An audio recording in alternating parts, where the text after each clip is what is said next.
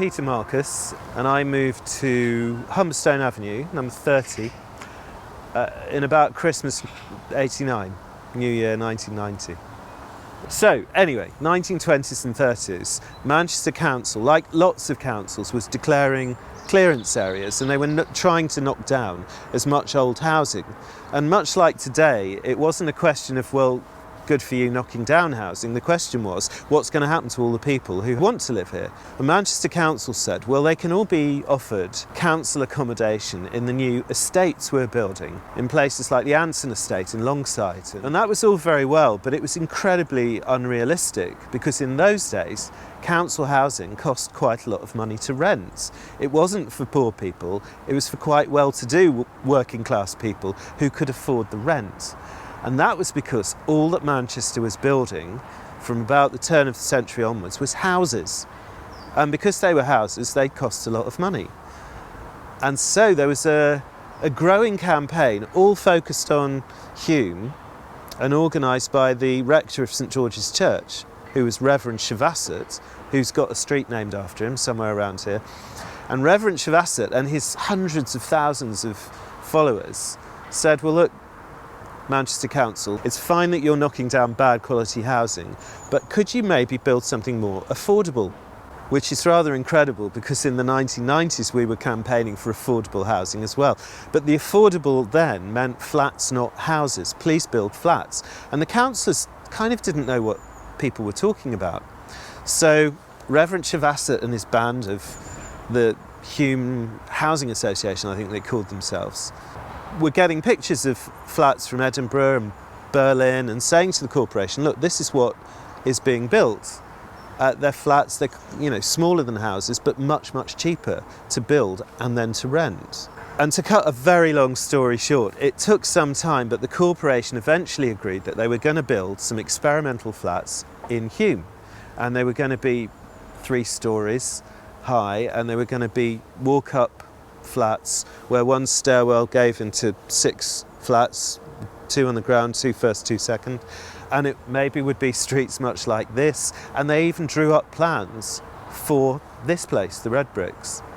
And I think they agreed them about 2 or 3 weeks before war broke out in 1939, at which point all new building of housing stopped in Britain for about 6 or 7 years. And so these places got agreed by the council but not built for absolutely ages. And then when they finally switched on building after World War II had come to an end and rationing had stopped and governments had a bit more money again, they built them. And I think, I might have got the dates wrong, but 46, 47 is roughly when they were built. And they immediately were filled full of families who absolutely loved them and could afford the rents. And it was an instant success, as far as I can tell.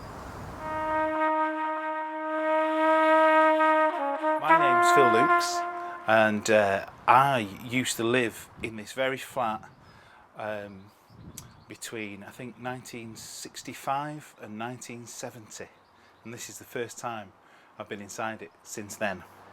And it's actually really nice to walk in because although it's changed a lot, I still recognise it. Still bits of cupboards in the bedrooms, that are still the old cupboards, and still touch points and remember it. But yeah, I used to live here with my mum and dad and my 3 brothers, so it was a full house. This was a proper family area.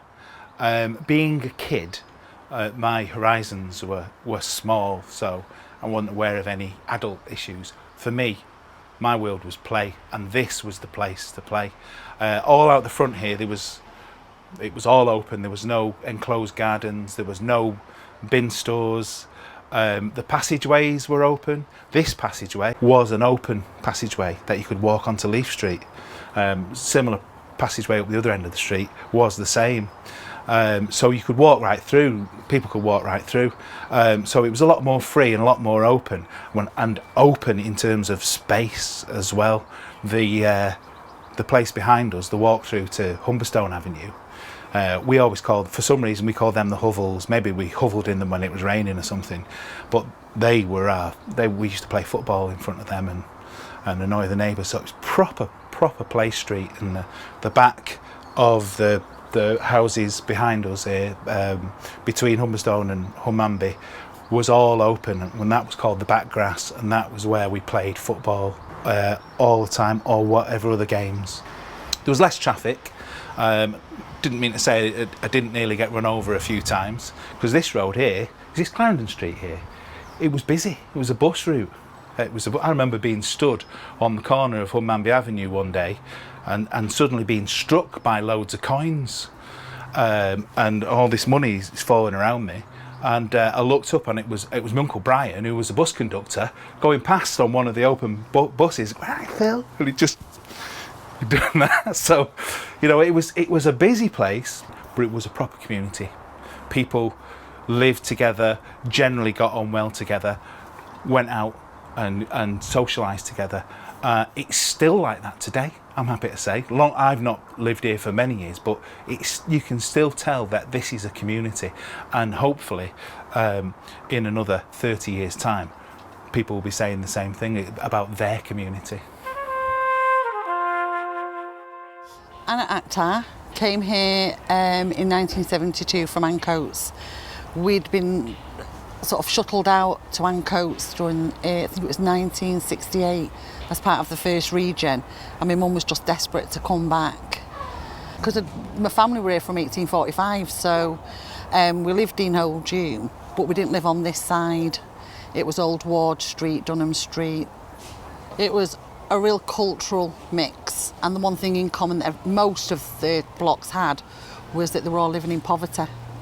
There were some people that were obviously working, and so they had whiter net curtains than others, and they got more frequent coal delivered, because it was still the back-to-back ovens and the coal fire when we moved in. I was the eldest, so I was always on the fire drill in the morning. And I remember one year I said, you know, let's posh it up, because they were so shy, they were cold. You could watch the mice playing ticky-it along the windowsills, you know, and all the little things. They had like little ledges, all these panes. And the mice used to run along it all night. And there was icicles in the winter. There was icicles dropping off that you could. I remember one of my brothers saying, "Do you think it's all right to lick them?" I went, "No, because I think the mice have peed on them." So we didn't eat the icicles, but yeah. So I said, right, let's dicky up the place for Christmas. And my mum said, right, you can choose the wallpaper. Well, it was the early 70s, and it was a fabulous yellow wallpaper for the chimney breast. Within 3 months it was gone, because I was shit at setting up the fires. And the newspaper that you used to put in front of the shovel used to go up all the time. So the black stain that went up the wall looked worse in our house than anybody else's, because its background was brilliant yellow.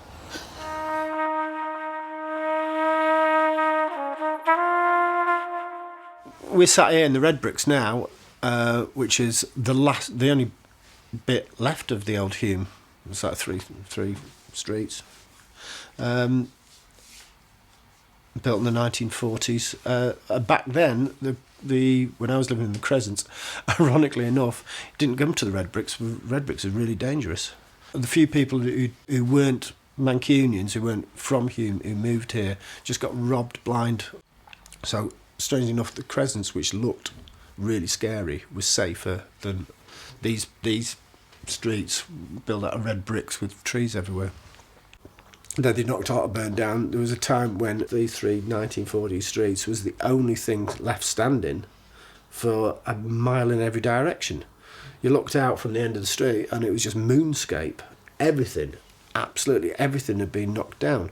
They left the tower blocks, but there was no Asda. There was like nothing between here and the brewery in Moss Side. There was the Mancunian Way, but there's nothing over there until you got to St George's and Legs of Man.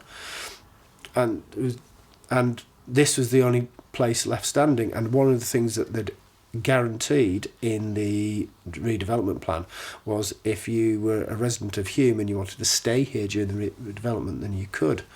And enough of us from Otterburn decided that we didn't want to get rehoused in Chorlton, and we didn't want to get rehoused in another part of Manchester until the new flats had been put up. And why didn't we all move to the Redbricks together. So Otterburn moved en masse to the Redbricks. So that's what gave it its character. And then a second wave came in when the tree protesters, the environmental protesters from Manchester Airport, who'd been going from tree protest to tree protest. I think Manchester Airport runway protest was the last of those big protests, and there was nowhere else for them to go. And then Paddy was there up a tree, and people were saying, where are we going to go now? And he goes, why don't you move to Hulme? Well, why would you move to Hulme? Well, you could just go to the council and ask for a flat, and they give you a flat. No, they don't. They do. There's loads of free flats. After Otterburn got knocked down, the Redbricks became this really fun place to live as well. We had the squat cinema. That all came about because me and Paddy and a few people from around here were involved in a charity called Workers' Aid to Bosnia. So during the Bosnian Civil War, we'd load up 7.5 ton trucks with food aid, and drive it out to Tuzla and in Bosnia, and give to the union to distribute out there. And we did a benefit concert in the Ritz, and I thought it'd be really good to have an after party. And Paddy, who grew up on the Redbricks, said he remembers as a kid running around in the air raid shelters in the basements underneath the flats. And I said, I don't remember, I can't find any way into any air raid shelters. He says, oh no, they're definitely under there, but they must have bricked them up. So we got in, and we found that underneath the stairs there was just a big concrete slab. So we didn't have any power tools. We spent about 2 days attacking it with sledgehammers. Managed to smash through this concrete block that was about that thick and find our way into the air raid shelters underneath, which run the whole length of the block. And we cleaned it all out and put in lighting, put electrics in. We thought it was a bit dodgy to just have one entrance, because being air raid shelters, there's no windows. So we broke through the concrete of another stairwell so that we'd have an exit, and we had the after party after the Ritz. There was this benefit for Workers' Aid. But after we'd done the party, we thought, well, it's a pretty good space, this, what we're going to do with this. And Paddy had this idea we could turn it into a cinema. So he managed to get one of the early digital video projectors, and we built some banked seating. And every Saturday we'd have a cinema down there. We'd have kids matinee, we'd have a kids film in the afternoon, and then we'd then usually one of the eco activists would want to show some Ponzi foreign Spanish activist film, or sometimes we had something that people wanted to see as well. And we'd sell a few ciders and popcorn down at cost price. It was a really cool place.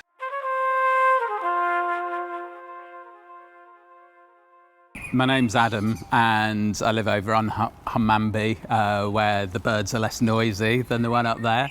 I've been here 20 years, so it's thinking back to what brought me here. I was kind of in the wave of the people who were involved in the campaign against the second runway at Manchester Airport. So in those days there was lots happening, and there was a real wave of community activism, a lot of the energy of the old Hulme and also of the new people who'd cut their teeth on through environmental direct action and campaigning. So people did a lot of community organising. There was an underground cinema. There was a Bentley exchange. Now it's just weekends, and it's a bring and take stall. You could buy cost price fruit and veg as well once a week. There was lots of different community initiatives, and meals were really important as well. So the People's Kitchen also started up in '98, and that used to be a weekly meal that really brought people together. So I'm involved in the Redbricks intranet collective, and that's been going a long time now. It first set up in 1998, and we think it was the first community-run intranet in the whole of Britain. And it was part of the kind of the Wild West of like the cowboy days of the Redbricks. It was people were just making a community intranet, so it was really early on in the internet existing. And then people thought, well, let's share it with our neighbours. So they just slung it across streets and over rooftops and fired bows and arrows across to do it, and just connected people up, so to build community and create connections. So last year was the 70th anniversary of this estate, and I saw an opportunity for funding, and a few of us put together a whole programme of events and activities. And it was amazing, because it was a real chance to celebrate the cultural diversity of this estate in loads of ways, whether it's the different skills, the ethnic diversity, the class differences, and really to bring people together, different generations as well. And one part of that I was particularly involved in, that I was very excited, I've been talking for years and not managing to make it happen, was a world meal, which was a chance for people to bring food from their different cultures and their countries, and there were little displays about those different countries, and to just share food, share stories as well, and be able to interact with each other. And it was the biggest community meal we've had, and the most diverse community meal we've had. So it was ace. When I first moved here, there was no one wanted to live here. Like, I got a flat in 2 weeks time. The council just moved everyone out and was only putting single people in here, and moving families out. Old people were dying off, and it's completely changed since then. People want to live here. There's a 3-year, I think it is, waiting list. It's really hard to get a flat. And now there's families that have moved here, but there's also families that have grown up here. So children that have been born here, and yeah, makes it for an exciting place. But having said that, it's still one of the areas, it's an area of high deprivation. So the government's official figures about areas of multiple deprivation were in the bottom 10%, and it was like that when I moved here. And Hulme generally has changed, but this is one of the pockets that's still very deprived in lots of ways. And that's, so part of the community is people who are struggling, who have got challenges, there might be addictions, but that's part of what makes it a community, that it's not some bubble where we're protected from real life. I think the community here it's very different. It's very diverse, and it's definitely one of the things that's kept me here for a long time. And different times I've thought about leaving, and haven't. I've positively chosen to here.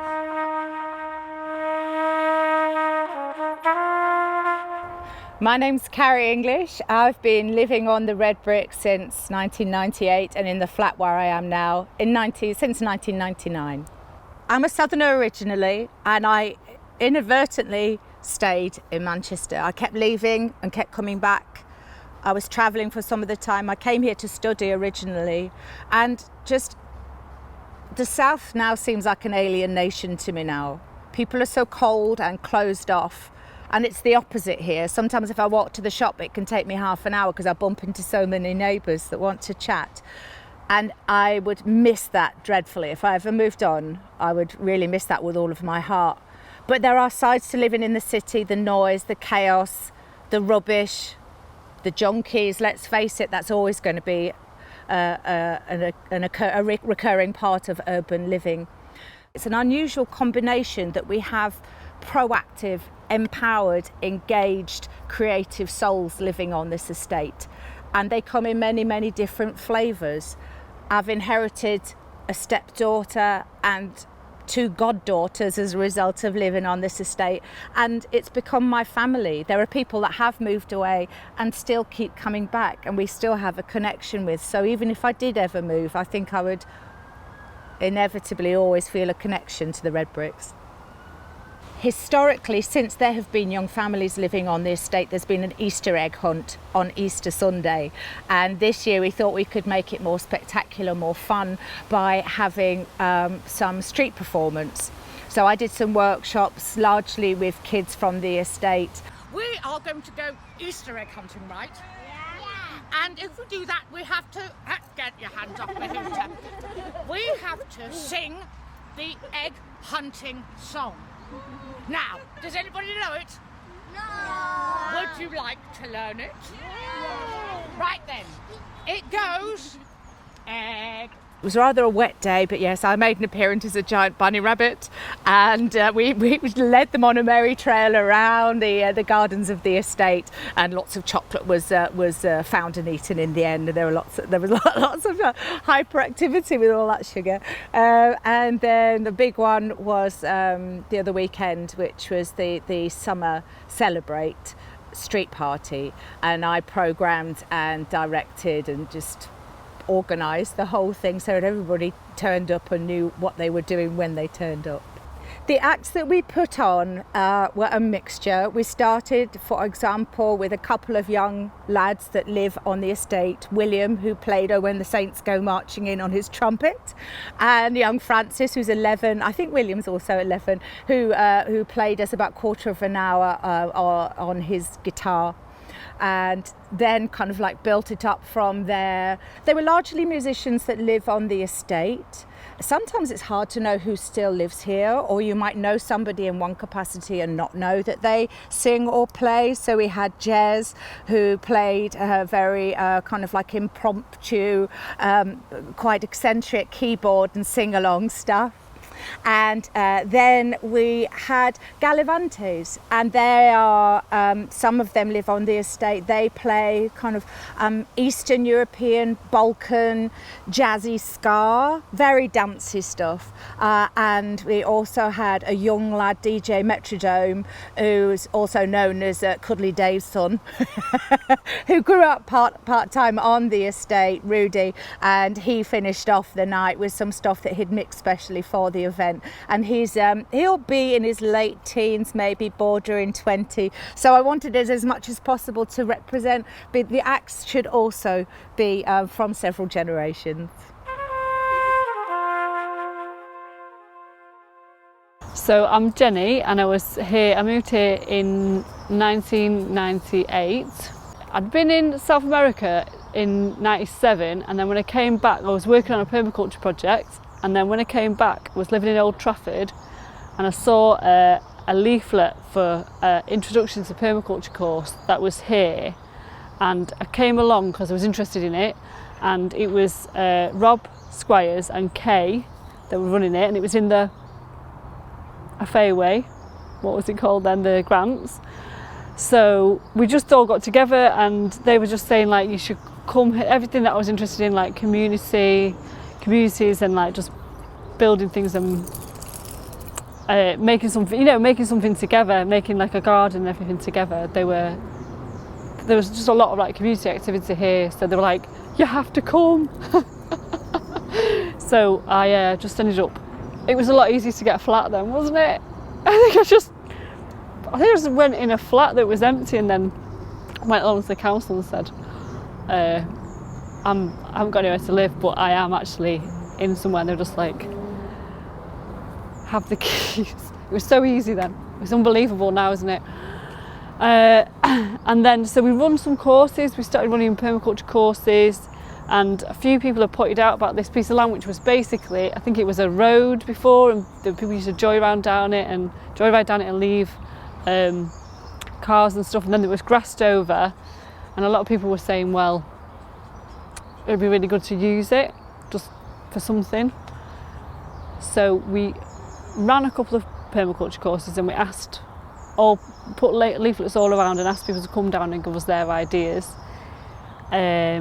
And then I remembered that we had an open day, and people like put down their ideas, what they'd like to see here, and the whole idea of having a garden and fruit trees and just sort of like be more green and attract more wildlife and like have a little children's play area. That was a really popular idea. So the people on the course did the design, and then we picked one. I remember that we got the fruit trees from a place in Derbyshire. He had this own rootstock project, so the apple and pear trees they're grown on their own rootstock, so it means that the trees are a lot more healthy and strong, and so we got them. I don't know, it must have been like over a year. It was probably over about a year. just to plant everything, and we just remember like getting everything. And a lot of people were, and not a lot of people, but some people were quite negative about it at the time, saying, "Oh, that'll never work," and the people, you know, the kids will just come along, they'll snap the trees, they'll break the trees, and you can't make anything nice around here. But we just got all the kids involved. We just talked to the kids and said, "Come and plant some trees," and so it was their, you know, it was their garden. So I feel like there was a really nice sense of ownership. A lot of people got involved, a lot of people actually planted the trees, and obviously now, you know, it's been looked after. It's beautiful, isn't it? You know, it looks like it's been here forever. You can't imagine how it would be without it, you know. The favourite time of living here, well, I was only here for a couple of years anyway. People still think I live here, so it's funny when I see people like, what have you seen you about? But the whole time really, it was I would say it was like a golden time really, because there was so much going on. I think every day something was happening. You had the People's Kitchen, you know, where if you were new to the place like I was, I met loads of people, so you're just like, where do you know? I live at 26, you're like, oh, I live at 67, so, you know, you met everybody. It was a cheap dinner. It was just beautiful. I remember Ruth and Paddy started doing that, and they made it beautiful. It wasn't like, oh, it was just a cheap scran. It was like they put tablecloths and candles, and it made it like a really beautiful, really special thing. And it was £1, wasn't it? So amazing. Then there was the cinema, the underground cinema, which was just brilliant. That was like on Saturday nights. Then you could do gardening, and there were just so many things. There were just so many things going on that yeah, it was a lovely time. And also, obviously, there were other squats going on and other activities, you know, activism things going on all the time as well. So I think it was just that feeling of really being part of something that was making a difference and making a change in the world. And you've got your own patch, haven't you? You know, just change that. Sometimes you feel like you're fighting against so many things. The problems of the world are so big, but if you can actually make one area where you live more like a place that you want to live in, then it's really good, isn't it?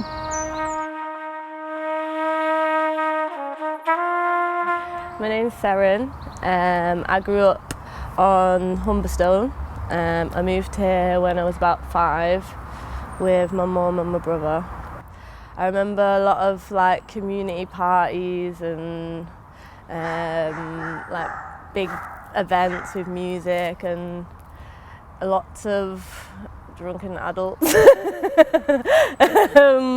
And like the adults were really fun. I remember like they used to put swings up for us and like do assault courses and water fights, and there used to be like People's Kitchen and like community events like that. And I think one year there was a Christmas one, and I remember there's a picture of me and my brother and Zia being about that big. We did like a Christmas nativity play thing. I don't really remember it, but there's a good picture of it. And we used to do Leaf Street. I remember like digging and picking strawberries and all that kind of stuff. Yeah, living here has definitely shaped my career. So I'm a circus performer, and probably the first time I ever got on a trapeze or swang off anything was off that tree. Yeah, we used to hang ropes and stuff off the trees, and my mum used to do a bit of trapeze, so there was a rig just over there, and I remember in the sunshine she used to put a rig up and do like training outside. So that's probably where my like circus career began, I guess. And then just being around lots of creative people, like learning from different cultures and stuff, definitely has come out in my own work. So last year I came back from circus school. I just moved back to Manchester, and it was the 70-year anniversary, and there was like an Easter event. So we did a little trail with the kids, and I put my rope up in the same place where my mum used to train actually. And I was a fairy, I think, and the kids were doing an Easter egg hunt. Yeah, I can't remember what I was telling them. I was asleep, and they had to wake me up, and then I told them where the eggs were. Yeah.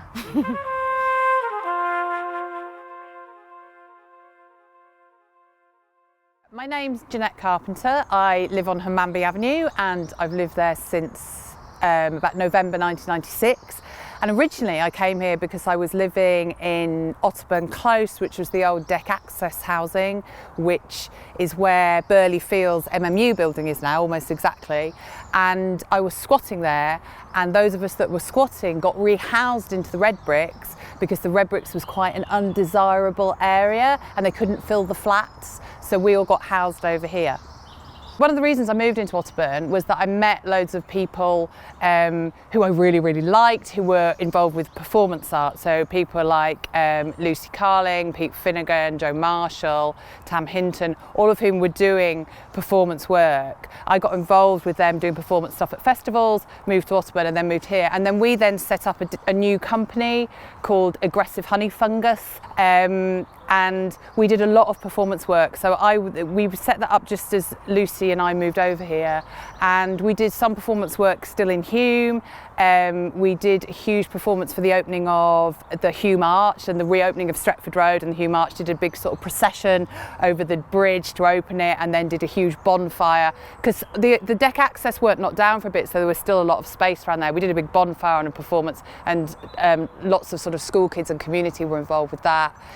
The community here is amazing. Okay, so when I moved here, I was a little bit unsure. I loved living in Otterburn, and I loved the sort of freedom of Otterburn. I was there as the deck access were all sort of coming down, and I enjoyed that. I was a bit more worried about coming here.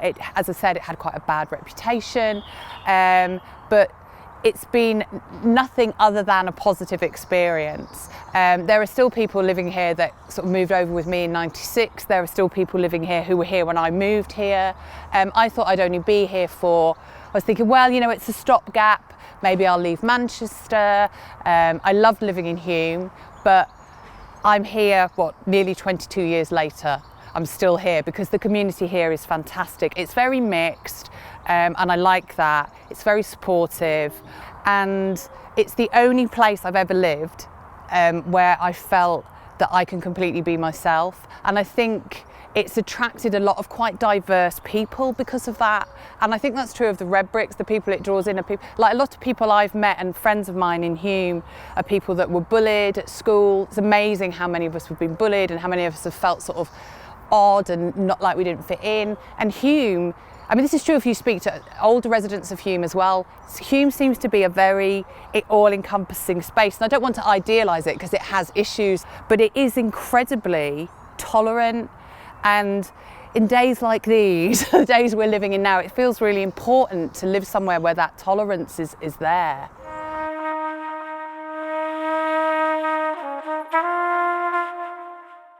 Hello, and my name is Ahmed Hassan, and I moved to Redbricks, Humberston Avenue in 8 years now, 7 years, sorry. We lived in a private apartment before, and we have been bidding through the move system. And as we have been a working household, we have been offered this apartment, Redbricks. So that's why we moved to Hulme, to Redbricks. Some people even told me that it was bad area, and there was a pub here, and I've been told that somebody was killed in this pub and this area is dangerous. So I remember when first time we've been here, and we just come to see the area before we have taken the apartment, and I've seen a lady, and I asked her, how's the area? And she said, it's safe, it's very nice. And say, okay, I trust you, okay, we moved. So it is, I think, yeah, it is not noisy, I think. It is very calm area. And the other advantage was the people, you know, always greeting you, say hi. So nice people also. I think safety also, I have never seen any problem.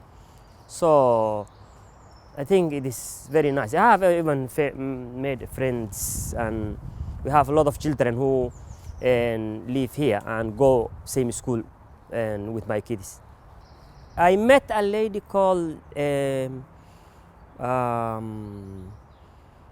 Maggie, and I think Maggie was a nice person, and she met us and talked about the area and how safe is the area, and she had good relation now with my wife. So it was lovely, really, you know. Okay, so Maggie Sansom lived on the Redbricks from about the early 80s, I think, early to mid 80s. Very, very sadly, she passed away in October 2017 because she'd had ovarian cancer for 5 years. Maggie was an amazingly active member of the Redbricks community. She was on the Tenants and Residents Association for years and years. She was incredibly supportive of all tenants and residents, and was particularly invested in social housing and tenants' rights, and sort of fighting with the council and then City South and then One Manchester for tenants' rights and leaseholders' rights. And she was doing that right up until, you know, we're talking maybe 6 months before she died, all the way through her chemo and everything. She was still part of the community.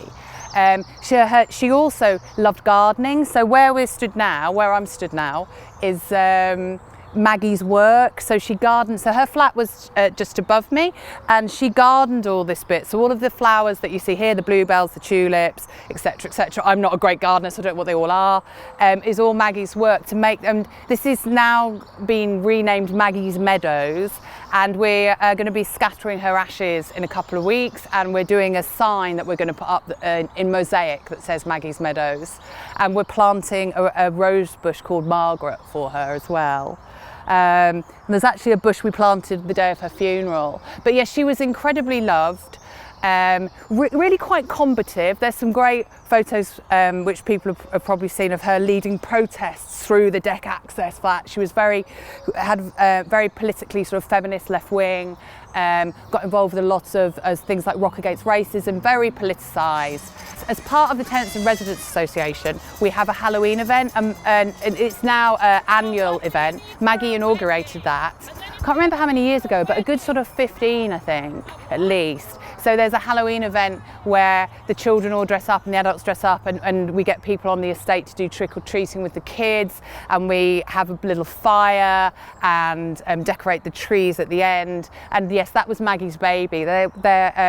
We did a photo montage for her memorial event, and there's some lovely photos of her at Halloween on that photo montage, all dressed up.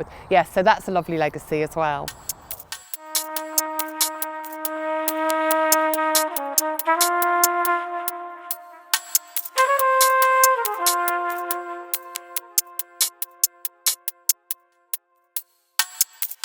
My message to people on the 100th anniversary of this estate kind of goes back a little bit to the history. So this estate has outlived 2 clearances. Hulme has got demolished twice in the 60s and the 90s, and people flung out to all corners of Greater Manchester. And this place has held strong. And even though we've got big skyscrapers like that behind me that are towering above us, sometimes it feels a little bit like the little village of plucky Gauls and with asterisks against the Romans. What is strong about this place is community and people coming together and doing things and creating the world they want, and that is going to crumble, and community is going to hold strong, and the Redbricks will be here. Especially the most important thing is to work together, you know. I think we need more contact with the neighbors to do something common, you know, very useful project, something like that. That we can do better than sometimes, you know, that we didn't. So sometimes we are not open to each other, you know, to realize something useful for the kids, for the elderly people, something like that. Yeah. Follow your heart. Be true to where you are in the moment, and be your own representative. Don't let others represent you. I think, again, it's about community. It's about knowing, you know, don't become dehumanised to each other. We're getting very dividing, we're getting very split up, and people are more and more becoming isolated, and there's a lot of suffering. Obviously, you know, we've seen, a massive rise in homelessness all around, haven't we? You know, these houses, these flats were built as social housing. They were built for people. You don't have to be doing really well in life, do you know what I mean? But everyone needs somewhere to live, do you know what I mean? So I think it's just whatever you've got to resist, haven't you? You've got to resist that takeover of your lives and just, you know, focus on yourself and your community around you, and don't lose sight of each other. Okay. So my message for the future residents of the Redbricks is cherish it, enjoy it, and you know, I regret the fact that I have spent some of my time here thinking that maybe I would rather live somewhere else. And the older I get, the more I think that's just ridiculous, because this is an incredible place to live. And I hope that people that live here continue that sense of community, of support for residents, for tenants and leaseholders, that it continues to be a mixed place. And yes, that it's here for another 200-300 years. I'm not sure I have any advice. They say that we grow older and wiser. I'm not sure, I'm still growing older. I'm waiting for the wisdom to strike me like a thunderbolt. But I think my advice would be to people in 70 years' time, put down that electronic gadget that you're playing with, and it's almost certain to be something we've never even envisaged. Get off that hoverboard, put it down, and talk to each other. Just be human beings, just spend time together. Chat to your neighbours, and just keep feeling the love.